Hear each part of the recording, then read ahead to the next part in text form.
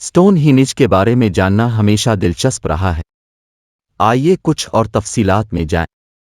कदीम लोगों ने कैसे उन पत्थरों को यहाँ तक लाया? ये सवाल आज भी मुहक्किकीन के लिए एक बड़ा मुअम्मा है। कुछ नज़रियात के मुताबिक ये पत्थर दरियाओं के जरिए या लकड़ी के बड़े बड़े रूलर्स की मदद से यहाँ पहुँचाए गए थे।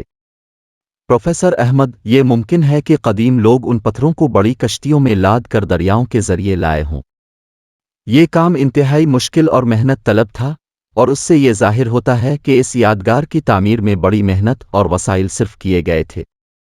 स्टोन हीनिज की तामीर का दौर तकरीबन 3100 कब्ल मसीह से 1600 कब्ल मसीह तक फैला हुआ है। इस दौरान ये यादगार मुख्तलिफ मराहिल में तामीर हुई।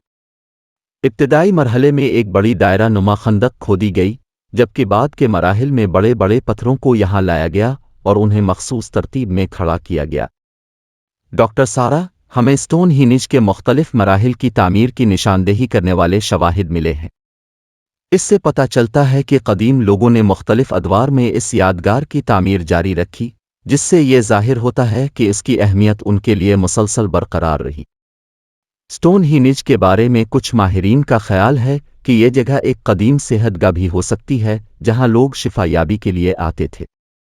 यहाँ पर मिली जड़ी बूटियों और दीगर कदीम अलाजी मवाद के शवाहिद भी इस नज़रिए को तक़वियत देते हैं।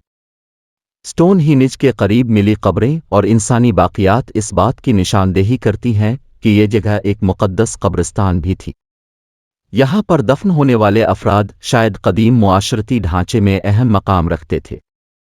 स्टोन हीनिज की पुरस्रारियत और अहमियत के बारे में अभी तक हतमी तौर पर कुछ नहीं कहा जा सकता। ये यादगार आज भी माहिरीन और मुहक्किकीन के लिए एक मुअम्मा बनी हुई है। ये कदीम यादगार हमें हमारे माजी की झलक दिखाती है और हमें सोचने पर मजबूर करती है कि कदीम लोग कैसे सोचते थे और किया करते थे। नाज़रीन, ये थी स्टोन हीनिज की पुरस्रार दास्तान। हमें उम्मीद है कि आपको ये वीडियो पसंद आई होगी। अगर आपको हमारी वीडियोस पसंद आएं तो हमारी चैनल को सब्सक्राइब करें और बेल आइकन दबाएं ताकि आपको हमारी नई वीडियोस की इत्तलात मिलती रहें।